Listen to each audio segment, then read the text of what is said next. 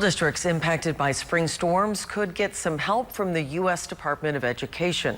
Chris Bryant is live in our newsroom with where that money could go. Chris?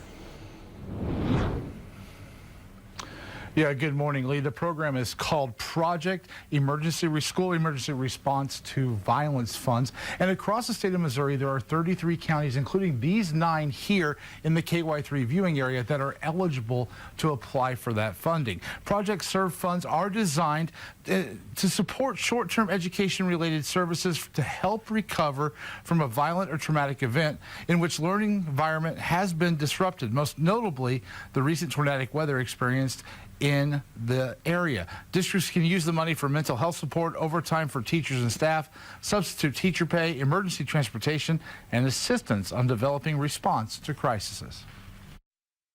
We weren't as impacted as devastatingly as maybe our counterparts to the north, such as Rolla.